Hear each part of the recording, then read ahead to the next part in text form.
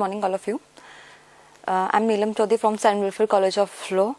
We will discuss Hindu Adoption Maintenance Act, जो हमने last class में अडॉप्शन तो डिस्कस कर लिया था.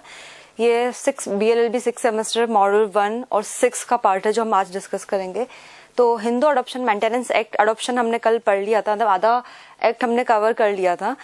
तो आज जो बचा हुआ है, जैसे जो बात है मेंटेनेंस की, तो मेंटेनेंस क्या है, कौन देगा, मतलब अगर हम बात करेंगे हिंदी में basically what is a maintenance. Maintenance is about कि जो एक पर्टिकुलर अमाउंट दिया जाता है वो उसके मतलब हम मतलब भरण पोषण हम बोल सकते हैं हिंदी के अंदर, जिससे वो अपनी लाइफ सरवाइव कर सके, कि मतलब वो किसी भी वजह से रुके नहीं.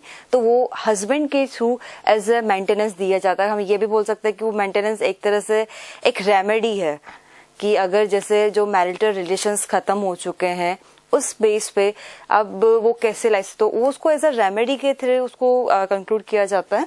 तो बात है, हमने कल बात करी थी सेक्शन 4 के हिसाब से कि मेंटेनेंस के अंदर क्या आएगा. हमने बात करी थी food, cloth, education, medical treatment जो भी हो गया, और रेजिडेंस, ये सब मेंटेनेंस की डेफिनेशन में डिफाइन करा. और एक और चीज, जो भी अनमैरिड डॉटर है, पर्टिकुलर यहाँ पे अनमैरिड डॉटर की बात करी गई है, ना कि सन की, कि जो अनमैरिड डॉटर है जो उनके रीजनेबल एक्सपेंसेस होंगे वो भी मेंटेनेंस के अंदर काउंट होते हैं, कि उसको भी मेंटेनेंस में डिफाइन करा हुआ है under the section 4. We will discuss now कि व्हाट इज अ मेंटेनेंस, कि आप अगर जो है कि मेंटेनेंस क्या, मेंटेनेंस आप किस तरीके से डिमांड कर सकते हो. कि ठीक है, आप मेंटेनेंस तो आपने बोल दिया कि हाँ कि ठीक है, आप अपनी लाइफ को मेंटेन करने के लिए जो एक पर्टिकुलर एक अमाउंट जो लिया जाता है वो हस्बैंड से या वाइफ से, दोनों से. हम जब सीआरपीसी में पढ़ेंगे तो वहां पे वाइफ का भी प्रोविजन रखा गया है, और क्या बोलते हैं पर्टिकुलर कुछ केसेस के अंदर वाइफ भी मेंटेनेंस देती है हस्बैंड को. बट यहाँ पे हम बात करेंगे पर्टिकुलर की कौन पर्सन वो किस बेस पे एज अ मेंटेनेंस की रिकवरी कर सकती है, मेंटेनेंस की डिमांड कर सकती है, और हस्बैंड बाउंड होगा कि वो मेंटेनेंस देने के लिए. ये वैसे डिस्कशन ऑफ द कोर्ट है कि कोर्ट डिसाइड करता है कि कितना मेंटेनेंस अमाउंट उनको प्रोवाइड कराया जाएगा या नहीं. तो यहाँ पे बात कर रहे हैं सेक्शन 18 से लेकर 28 जो है वो मेंटेनेंस की बात करता है. आपकी जो सेक्शंस 18, 19 और 20 जो है मेंटेनेंस की जो बात कर रहा है, maintenance of wife, maintenance of window daughter in law, maintenance of child या एजेड पेरेंट्स या इन्फर्म पेरेंट्स को आप जो मेंटेनेंस प्रोवाइड करोगे, ये हमारे पर्सनल ऑब्लिगेशंस के अंदर भी आते हैं. जो आपका मॉडल 6 है उसके अंदर जो बात करी गई है कि maintenance as a personal obligations, मतलब आप मेंटेनेंस जो दोगे वो पर्सनली ऑब्लाइज होने चाहिए. पर्सनली ऑब्लिगेशंस होते हैं कि वो आपको फुलफिल करना पड़ेगा, मतलब आप उस चीज से डिनाई नहीं कर सकते या बैक ऑफ नहीं हो सकते कि नहीं हम ये हमारा नहीं, हम तो ये चीज अफोर्ड नहीं कर सकते. नहीं, ये हमारी मॉरल ड्यूटीज है. मतलब आप बेसिकली बोल सकते हैं ये मॉरल ड्यूटीज है जो हमें फुलफिल करनी होती है अपने पेरेंट्स के रिगार्डिंग या अपने चिल्ड्रंस के रिगार्डिंग. जो यहाँ पे पर्टिकुलर बात करी गई है, जो सेक्शन 18 है वो बात कर रहा है maintenance of wife. The wife, आप वाइफ हस्बैंड से कब मेंटेनेंस की डिमांड कर सकती है. 19 बात कर रहा है विडो डॉटर इन लॉ, मतलब जो विडो डॉटर इन लॉ मतलब बहू कब अपने मतलब मेंटेनेंस की डिमांड कर सकती है. और यहाँ पे बहू जो है वो विडो है, मतलब विडो हो चुकी है, डेथ हो गई उसके हस्बैंड की, उस बेस पे वो कैसे मेंटेनेंस लेगी. थर्ड प्रोविजन जो है वो बात कर रहा है चिल्ड्रन और एजेड पेरेंट्स. चिल्ड्रन के अंदर यहाँ पे वही बिलो 18 ईयर्स की बात आ गई है, और एजेड पेरेंट्स मतलब आपके जो बूढ़े माता पिता हैं या इन्फर्म पेरेंट्स, बीमार पेरेंट्स है, माता पिता है, उनको आप मेंटेनेंस प्रोवाइड करोगे. ये तीनों जो है ये पर्सनल ऑब्लिगेशंस के अंदर आता है, मतलब आपको पर्सनली ऑब्लिगेशंस होती है आपके ऊपर, हर इंसान के ऊपर, कि वो उसको फुलफिल करे. अगर इन केस मान लीजिए कोई अगर हस्बैंड है वो अपनी लाइबिलिटीज को फुलफिल नहीं कर रहा है, या कोई जो भी है इन लॉज जो है वो उस लाइबिलिटीज को फुलफिल नहीं कर रहे, या कोई यहाँ पे हम बात करें पेरेंट्स की, यहाँ पे हम बात करें चाइल्ड की, जो भी है जिनकी लाइबिलिटीज है उनको फुलफिल नहीं कर रहे, तो इन सेक्शंस के थ्रू हम उनको बाउंड कर सकते हैं. मतलब ये पर्टिकुलर सेक्शंस पर्टिकुलर पर्संस की बात कर रहा है. वाइफ डिमांड कर सकती है 18 में, 19 में डॉटर इन लॉ डिमांड कर सकती है, 20 के अंदर एजेड पेरेंट्स या चिल्ड्रंस डिमांड कर सकते हैं. बाय को अगर आप लाइबिलिटीज फुलफिल नहीं कर रहे हो, ऐसे पर्सनली अप्लाइज नहीं कर रहे हो, तो उस कंडीशन पे ये कोर्ट के अंदर इस स्पेस पे आपके अगेंस्ट में मेंटेनेंस का सूट फाइल करके एज अ मेंटेनेंस की डिमांड कर सकते हैं. और अगर कोर्ट को लगेगा कि हाँ कि जो आपने जो ग्राउंड्स रखे हैं वो रीजनेबल और जेन्युइन है, तो उस बेस पे कोर्ट आपके फेवर में डिक्री प्रोवाइड करता है. अब बात करते हैं हम मेंटेनेंस ऑफ वाइफ।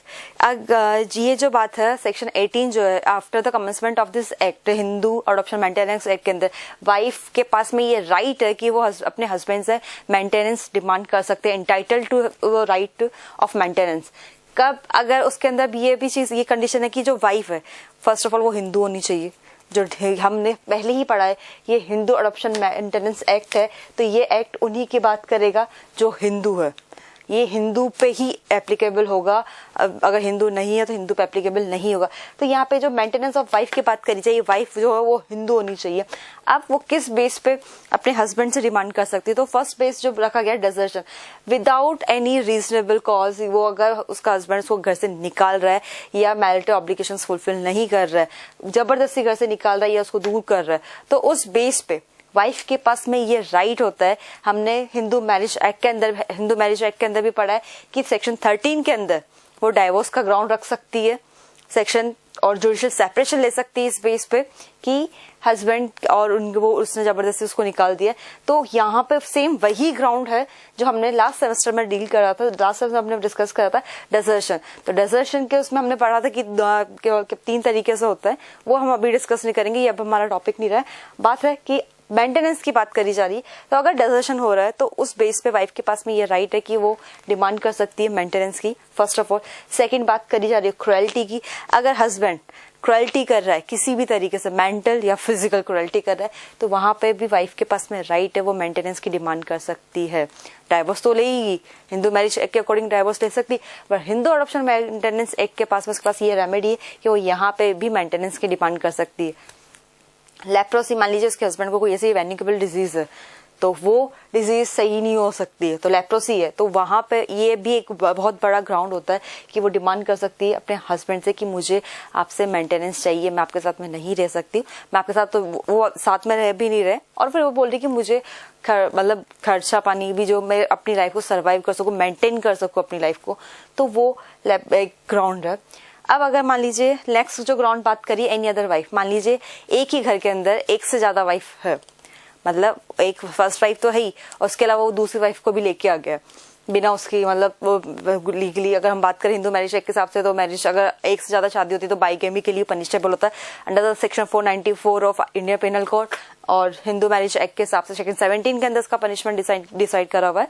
तो अगर कोई एनी अदर वाइफ भी है, तो वो वाइफ जो है वाइफ जो है वो ग्राउंड कर सकती है मेंटेनेंस के लिए, या फिर एक वो घर के अंदर किसी और कॉमन रिलेशन के अंदर किसी को आप रख रहे हो विदाउट एनी लीगल उस पे, तो वो भी एक ग्राउंड होता है कि वाइफ डिमांड कर सकती है मेंटेनेंस गवर्नमेंट से। या फिर सीज टू बी हिंदू, मान लीजिए अगर जो है वो मतलब उसने कन्वर्जन ही कर लिया है, सीज टू हिंदू, मतलब उसने रिलीजन ही चेंज कर लिया है, वो हिंदू से क्रिश्चियन, फारसी या मुस्लिम, कुछ भी कोई सा भी रिलीजन अगर वो अडॉप्ट कर लेता है, तो वहां पे वाइफ के पास में राइट है कि वो डिमांड कर सकती है कि आप मुझे मेंटेनेंस दोगे। कि आपने कन्वर्जन कर लिया, ठीक है, आपने कर लिया, अब वो उसको तो कोई बदल नहीं सकता है, पर लेकिन आपने कन्वर्जन करने से पहले आपकी जो लाइबिलिटीज है उनको तो आपको फुलफिल करना पड़ेगा। तो यहाँ पे उसके पास में, वाइफ के पास में राइट है कि वो डिमांड कर सकती है अपने हस्बैंड से कि मुझे मेंटेनेंस दिया जाए, मैं अपनी लाइफ को आगे रीस्टार्ट कर सकूं, इसके लिए मेरे पास में कुछ होना चाहिए। ठीक है, ये ग्राउंड हुआ कि कब वाइफ डिमांड कर सकती है मेंटेनेंस की from her husband under this act. Now अब वाइफ के, अगर मान लीजिए वाइफ ग्राउंड कर रही है मेंटेनेंस के लिए, बट कोर्ट ने ये भी बोला है, कोर्ट ने ये भी बताया कि कुछ ऐसे एक्सेप्शन केसेस हैं कि जहां पे वाइफ को मेंटेनेंस प्रोवाइड नहीं करा गया। कि क्यों? कि अगर वाइफ ही खुद अनचेस्ट है, या मतलब लीगली, मतलब हम बोल सकते हैं कि वाइफ कैरेक्टरलेस है, हम बोल सकते हैं कि जो भी है अनचेस्ट है, या फिर उसने कन्वर्जन कर लिया, वो सिस्टर बिंदु हो गई है, तो उन सब ग्राउंड्स पे वाइफ को मेंटेनेंस नहीं मिलेगा। हमने जो फर्स्ट ग्राउंड में बात करी गई है कि यहाँ पे जो हिंदू मेल जो है, मतलब हस्बैंड जो है, उसने कन्वर्जन करा तब वाइफ डिमांड करी। अगर वाइफ खुद ही कन्वर्जन कर लेती तो वाइफ को फिर मेंटेनेंस नहीं मिलेगा। ये बात कर रहा है सेक्शन 18 के अंदर। ठीक है, सेक्शन 18 के अंदर डिजर्शन, क्रुएल्टी, लेप्रोसी या एनी अदर कम्युनिकेबल डिजीज है, या फिर कोई एनी अदर वाइफ अगर साथ में रह रही है, या सीज टू बी हिंदू हो गया है, तो उस बेस पे उनको वाइफ डिमांड कर सकती है हस्बैंड से कि मुझे मेंटेनेंस मिलना चाहिए। और इसका एक्सेप्शन है, 2 प्रोविजन है, अनचेस्टी एंड कन्वर्जन। कि उस बेस पे उस वाइफ को मेंटेनेंस नहीं मिलेगा। अगर ये दो प्रोविजंस हैं, मतलब हस्बैंड को ये प्रूफ करना पड़ेगा, इन दोनों में से एक चीज प्रूफ करनी पड़ेगी, तभी वाइफ को मेंटेनेंस नहीं मिलेगा। अदरवाइज इन सब ग्राउंड पे उसको मेंटेनेंस देना पड़ेगा हस्बैंड को, हस्बैंड बाउंड होगा मेंटेनेंस देने के लिए। अब हम बात कर रहे हैं अगर सेक्शन 19 की, विडो डॉटर इन लॉ, मतलब विडो जो है, मतलब जो डॉटर इन लॉ है वो विडो हो चुकी है, अगर अब वो मेंटेनेंस की वो डिमांड करती है तो डिमांड किससे करेगी? तो ऑफ कोर्स वो डिमांड करेगी अपने फादर इन लॉ से। मैंने यहाँ पे ये मेंशन करा है कि जो विडो डॉटर इन लॉ है वो अपने फादर इन लॉ से डिमांड करेगी मेंटेनेंस देने के लिए कि मुझे मेंटेनेंस मिले। पर वो मेंटेनेंस कब मिलेगा? अगर उसने अपनी को जो पार्शियल प्रॉपर्टी में से कोई राइट नहीं लिया है, तब उसको फादर इन लॉ की लाइबिलिटी होगी कि वो उसको मेंटेनेंस प्रोवाइड करे। उसमें भी कंडीशन है, अगर उसने स्टेट ऑफ हर हस्बैंड, मतलब उसके हस्बैंड की उसमें से कोई प्रॉपर्टी ले ली है तो तब उसको मेंटेनेंस नहीं मिलेगा, या फिर उसके सन या डॉटर की कोई प्रॉपर्टी है उसमें से सब ना कोई वो शेयर ले लिया तो उन दोनों बेस पे उसको मेंटेनेंस नहीं मिलेगा। अदरवाइज मान लीजिए को पार्शियल प्रॉपर्टी है, को पार्शियल प्रॉपर्टी जब हम नेक्स्ट क्लास में डिस्कस करेंगे, मतलब प्रॉपर्टी जो पहले के टाइम में जो जॉइंट प्रॉपर्टी होती है या फिर पीढ़ी दर पीढ़ी जो प्रॉपर्टी चली आ रही है जिसका कोई डिवाइडेशन नहीं हुआ, तो अगर कोई प्रॉपर्टी है, मान लीजिए पूरी प्रॉपर्टी है, ये ऐसी की ऐसी ही है, मतलब फादर के पास में थी, मतलब दादाजी के पास में थी, फिर फादर के पास में ही वही प्रॉपर्टी, मान लीजिए वो सन है उसके पास में वही प्रॉपर्टी आती है, पर सन की डेथ हो गई है तो ये प्रॉपर्टी का कुछ पार्ट विडो, इसका जो कुछ पार्ट था वो इसकी विडो को मिलेगा। अगर वो हिस्सा अगर इन्होंने ले लिया है तब तो फादर इन लॉ बाउंड नहीं होंगे मेंटेनेंस देने की। अगर मान लीजिए इनका 1/4 पार्ट जो था जो सन को मिलने वाला था, 1/4 पार्ट जो था वो सन को मिलने वाला था और मतलब सन ने नहीं लिया था, तो फिर यहाँ पे फादर इन लॉ की लायबिलिटी हो जाएगी जो 1/4 पार्ट है वो विडो को देने के लिए, विडो डॉटर इन लॉ को देने के लिए। ठीक है, ये इसके विडो डॉटर इन लॉ की उसमें फादर इन लॉ की लायबिलिटीज होगी कि कब को पार्शियल प्रॉपर्टी में से वो उसको राइट देगा। अब इसके अंदर बात करी जा रही है कि कब जो फादर इन लॉ है उनकी लायबिलिटी नहीं होगी नहीं देने की मेंटेनेंस, अगर वो जो मेंटेनेंस का जो भी प्रोविजन है या मेंटेनेंस प्रोवाइड करा जा रहा है तो वो कब सीज हो जाएगा, मतलब खत्म हो जाएगा, वो राइट कब खत्म हो जाएगा? अगर जो विडो डॉटर इन लॉ है वो रीमैरी कर लेती है, जैसे ही वो रीमैरी कर लेगी, मतलब जैसे उसको दोबारा शादी कर लेगी तो वो उसका जो राइट था मेंटेनेंस का, यहाँ पे जो राइट जो जिस राइट की वो क्लेम कर रही थी कि ये मेरा राइट है और मुझे मिलना चाहिए, मेंटेनेंस मिलना चाहिए, तो यहाँ पे फिर वो राइट उसका खत्म हो जाएगा। जैसे ही उसने शादी करी, रीमैरी यहाँ पे लिखा है, जैसे वो शादी रीमैरी कर लेगी, मतलब दोबारा शादी कर लेगी, जो मेंटेनेंस का राइट है वो खत्म हो जाएगा। ठीक है, मेंटेनेंस ऑफ वाइफ हो गया, विडो डॉटर इन लॉ हो गया। अब बात है चिल्ड्रन एंड एजेड पेरेंट्स की, तो यहाँ पे जो चिल्ड्रंस हो गए बिलो 18 ईयर्स हो गए, जो इंडियन मेजोरिटी एक्ट के हिसाब से जो डिफाइन करा हुआ है, बिलो 18 ईयर्स जो है, जो भी चाइल्ड है वो माइनर की डेफिनेशन में आते हैं। तो यहाँ पे चिल्ड्रंस का सीधा सा है कि यहाँ पे सन और डॉटर, मतलब जो बिलो 18 ईयर्स है, और जो डॉटर है, डॉटर कौन होगी? अनमैरिड डॉटर की बात करी जा रही है, तो वो क्या हो गई? वो मेंटेनेंस ले सकती है किससे? अपने पेरेंट्स से। जो भी इनके जो पेरेंट्स है, फादर और मदर, इनसे राइट है कि वो उनसे मेंटेनेंस की डिमांड कर सकती है अगर वो प्रोवाइड नहीं कर रहे हैं तो।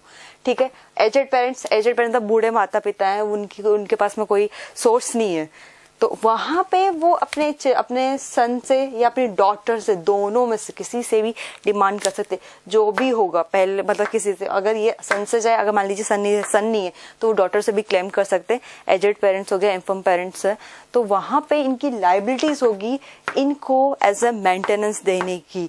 ये डिनाई नहीं कर सकते, इवन डॉटर भी डिनाई नहीं कर सकती। अगर वो बोलती कि नहीं मैं तो लड़की हूँ, मेरा तो कोई राइट नहीं बनता है, तो नहीं, यहाँ पे लड़की की भी उतनी रिस्पॉन्सिबिलिटी होगी जितने लड़के की है। ठीक है, अब इसके अंदर अगर हम बात करें तो यहाँ पे चिल्ड्रन से हो गया कि जो भी चिल्ड्रन है, चाइल्ड है, उसको डिफाइन करा हुआ है कि चाइल्ड किस तरह से मेंटेनेंस ले सकते हैं अपने पेरेंट्स से, और पेरेंट्स जो है, एजेड पेरेंट्स जो है, अपने बच्चों से किस तरह से मेंटेनेंस ले सकते हैं, ये इस चीज को डिफाइन कर रहा है। सेकंड प्रोविजन बात कर रहा है जो भी अगर लेजिटिमेट और इलेजिटिमेट चाइल्ड है, लेजिटिमेट मतलब जो लीगली वेल्ड उससे मैरिज हुई है, उससे जो भी चाइल्ड ब्रॉटअप होता है, और हमने कल पढ़ा भी था हमने इंडियन एविडेंस एक्ट का भी प्रोविजन पढ़ा था 112 का कि with in 280 days of the dissolution of the marriage and after death of her husband, वो चाइल्ड एज अ प्रिज्यूम किया जाएगा, प्रिजम्पशन जो लिया जाएगा वो शेल प्रिज्यूम लिया जाएगा कि वो चाइल्ड उसी पर्सन का है। अब यहाँ पे बात करी जा रही है कि लेजिटिमेट इलेजिटिमेट चाइल्ड है, तो यहाँ पे ये जो चाइल्ड है वो किससे पहले डिमांड करेंगे? फादर से। देन मदर से, कि उनकी लाइबिलिटीज होगी कि वो उनको मेंटेनेंस प्रोवाइड करे। चिल्ड्रन के अंदर मतलब चिल्ड्रन वाला जो प्रोविजन है लेजिटिमेट और इलेजिटिमेट चाइल्ड के उसमें। अगर मान लीजिए थर्ड प्रोविजन जो बात कर रहा है वो बात कर रहा है अनमैरिड डॉटर। अगर कोई डॉटर है वो अनमैरिड है तो वहां वो अपने पेरेंट्स से डिमांड कर सकती है किसके लिए, मेंटेनेंस के लिए। मतलब जो रीजनेबल एक्सपेंसेस है, हमने पहले भी बात करी, जो सेक्शन 4 के अंदर मेंटेनेंस की जो डेफिनेशन दी गई उसके अंदर अनमैरिड डॉटर को भी एक प्रोविजन दिया गया है कि अनमैरिड डॉटर जो उसके जो भी रीजनेबल एक्सपेंसेस होंगे वो उसको पे करने पड़ेंगे, वो एज अ मेंटेनेंस के अंदर आता है। तो वो अनमैरिड डॉटर किससे वो मांगेगी, तो यहाँ पे वो अपने पेरेंट्स की बात करी गई कि वो अपने पेरेंट्स से डिमांड कर सकती है मेंटेनेंस की। ठीक है, एक और चीज है सेक्शन के अंदर जो बात करी गई, जो पेरेंट्स है, मतलब हम बात कर रहे हैं कि जो भी पेरेंट्स है, अगर पेरेंट्स जो एजेड पेरेंट्स है जो डिमांड कर रहे हैं मेंटेनेंस की अपने चिल्ड्रन से, तो ये उसमें एक प्रोविजन है कि चाइल्डलेस स्टेप मदर की बात करी गई कि वो मतलब हमने पढ़ा है कि कल हमने पढ़ा था अडॉप्शन के उसमें और नेचुरल गार्जियन के अंदर हमने पढ़ा था कि स्टेप फादर स्टेप मदर को हम इंक्लूड नहीं करते हैं। पर यहाँ पे ये बात कर रहा है कि अगर कोई childless step mother, particular step mother की बात करी गई है कि childless step mother is included और नॉट, तो यस चाइल्डलेस जो चाइल्डलेस होगी, जब जिसके कोई चाइल्ड है ही नहीं, मान लीजिए कोई जो स्टेप मदर है उसके कोई चाइल्ड नहीं है उसके, तो वो पेरेंट्स की डेफिनेशन में आएगा। और अगर वो मेंटेनेंस की डिमांड करती है तो वो आपको फुलफिल करनी पड़ेगी, उनको देना पड़ेगा मेंटेनेंस। आप डिनाई नहीं कर सकते क्योंकि आप स्टेप मदर हो, हम आपको मेंटेनेंस, क्योंकि उनका कोई खुद का कोई चाइल्ड नहीं है। अगर उनका कोई खुद का कोई चाइल्ड होगा तो ऑफकोर्स आपको मेंटेनेंस देने की जरूरत नहीं, बट अगर नहीं है तो वहां पे आपको एज अ मेंटेनेंस प्रोवाइड कर मतलब देना पड़ेगा, ये उनका राइट रहता है।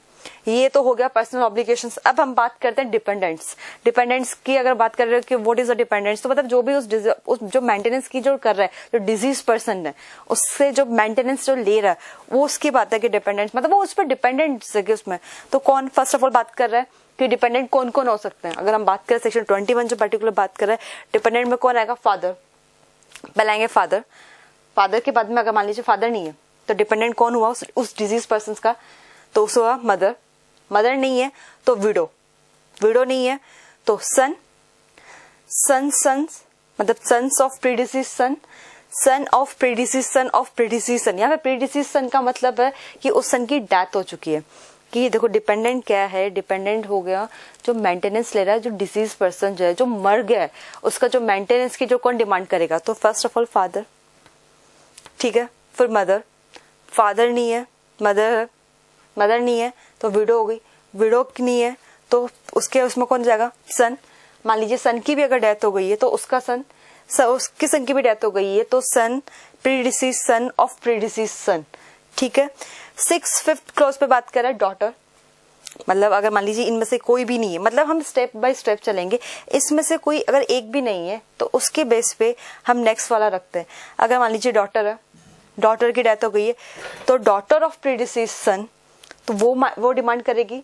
अगर वो भी नहीं है तो डॉटर ऑफ प्रीडिसीज सन ऑफ प्रीडिसीज सन। मैं अभी आपको वापस से चार्ट पे समझाऊंगी, हो सकता है आपको थोड़ा कंफ्यूजन लग रहा होगा कि क्या है। नेक्स्ट जो बात करी गई है, अगर मान लीजिए इनमें से कोई भी नहीं है, फिर बात करी जाएगी जो विडो डॉटर है, मतलब आप विडो डॉटर मतलब उसकी शादी हो चुकी है, ऑफकोर्स वो मैरिड है और शादी हो चुकी है, और वो कब डिमांड कर सकती है विडो कि अगर उसको उसके सन और डॉटर की उस प्रॉपर्टी में से कोई उसको राइट नहीं मिला है या उसके हस्बैंड की प्रॉपर्टी में से उसको कोई स्टेट प्रॉपर्टी नहीं मिली, तो उस बेस पे विडो डिमांड कर सकती है, विडो डॉटर डिमांड कर सकती है स्टेट उसके लिए, डिजीज उसके लिए, मेंटेनेंस के लिए। या फिर ये भी नहीं है तो फिर जो भी ये सन की जो हमने बात करी थी, विडो ऑफ एनी सन, मतलब सन या सन, उसमें इनकी विडो जो है वो भी डिमांड कर सकती है डिपेंडेंट, वो भी डिपेंडेंट बन सकती है इसके अंदर।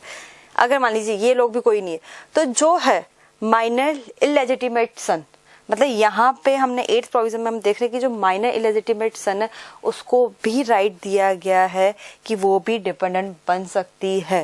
मान लीजिए अगर वो भी नहीं है तो इलेजिटिमेट अनमैरिड डॉटर जो है वो भी डिपेंडेंट बन सकती है। ये सेक्शन 21 की लिस्ट है, देख लीजिए। मैं आपको ऐसे चार्ट में बता दूं कि मान लीजिए एक पर्सन है, उसकी डेथ हो गई है, ठीक है, डेथ हो गई है, तो अब बात करी जा रही है जो मेंटेनेंस की जो डिमांड करी गई थी, जो मेंटेनेंस जो मिल रहा था वो कैसे मिलेगा या डिपेंडेंट को किस तरह से मेंटेनेंस दिया जाएगा। तो यहाँ पे बात करिए कि अभी हो गई तो सब पहले जाएगा फादर के पास में, इस पर्सन की अगर डेथ हो गई तो किसके पास जाएगा, फादर के पास में। अगर फादर नहीं है तो जाएगा फिर मदर के पास, मदर नहीं है तो इसकी विडो, उसके पास में ये राइट आएगा। अगर ये भी नहीं है तो उस कंडीशन पे किसके पास जाएगा, सन, पहले जाएगा सन के पास में। अगर सन नहीं है तो उस कंडीशन में जाएगा सन्स ऑफ प्रीडिसीज सन, ये नहीं है तो सन ऑफ प्रीडिसीज सन ऑफ प्रीडिसीज सन, उसके पास में आएगा। फिर अगर ये तीनों नहीं है तो ये जाएगा डॉटर के पास में, ये राइट। अगर डॉटर नहीं है तो जाएगा जो ये सन था इसकी डॉटर के पास में, या फिर अगर ये उसमें नहीं है मतलब या तो इसके पास में जाएगा, या फिर जो इसकी जो डॉटर आ रही थी जो हमने पढ़ा सन्स, मतलब अगर बात करें बेटा पोता परपोता, मतलब पोते की बेटी के पास में, ठीक है। ये फिफ्थ प्रोविजन हो गया। अगर ये भी नहीं है तो विडो डॉटर, मतलब इसी की जो विडो डॉटर है उसके पास में ये राइट आएगा। ये भी नहीं है तो जो इनकी विडो है उनके पास में राइट जाएगा। फिर सबसे लास्ट में जाएगा जो इलेजिटिमेट सन की बात करी गई है, माइनर इलेजिटिमेट सन होगा तो उसको भी वो डिपेंडेंट्स के अंदर वो मेंटेनेंस मिल सकता है। और अगर वो भी नहीं है तो ये बात करी जा रही है इलेजिटिमेट जो है, इलेजिटिमेट अनमैरिड डॉटर, मतलब वो उनके पास में भी ये राइट है कि वो मेंटेनेंस की डिमांड कर सकते हैं। अब मैं बात करती हूँ कि अगर हम ये जो मेंटेनेंस है, मेंटेनेंस किस तरह से जाएगा, मेंटेनेंस ऑफ द डिपेंडेंट, तो इक्वली पोर्शन जो होगा, मान लीजिए अगर हम इस केस में बात करें तो इक्वली डिवाइड होगा। और अगर या तो अगर टेस्टामेंट्री या इंटरस्टेट सक्सेशन के अंदर कोई अगर चीज मेंशन नहीं करी गई तो वो यहाँ पे डिमांड कर सकते हैं। और अगर वो यहाँ पे अगर मेंटेनेंस लेते हैं तो उनकी लाइबिलिटीज होती है वो इक्वली इसको फुलफिल करे। ऐसा नहीं है मेंटेनेंस ले लिया और ऑब्लिगेशंस आप फुलफिल नहीं करे, नहीं, ये चीज नहीं जाएगी। और उनका सबका इक्वल राइट्स। अब बात करते हैं कि अगर अमाउंट ऑफ मेंटेनेंस जो सेक्शन 23 बोलता है कि what is the amount of maintenance, तो अमाउंट ऑफ मेंटेनेंस कौन डिसाइड करेगा, ये डिस्क्रिशनरी होता है कोर्ट के बेस पे, कि कोर्ट डिसाइड करती है जो मेंटेनेंस का अमाउंट कितना प्रोवाइड किया जाएगा, ये कितना दिया जाएगा, कितना रीजनेबल है, ये कोर्ट डिसाइड करती है। और दूसरी चीज होती है कि जो हम बोल सकते हैं कि अगर मान लीजिए वाइफ या विडो डॉटर इन लॉ या चिल्ड्रन या एजेड पेरेंट्स से अगर वो बात कर रहे हैं इसकी मेंटेनेंस की, तो अमाउंट ऑफ मेंटेनेंस कैसे डिसाइड होगा, उनके रीजनेबल, उनके मतलब एजुकेशन, सोसाइटी, लिविंग स्टैंडर्ड, उन सब के हिसाब से उसका मेंटेनेंस डिसाइड किया जाएगा। कि ठीक है, अब ये आज हमने पढ़ा सेक्शन 24 तक। We will discuss next class, in next class. Thank you.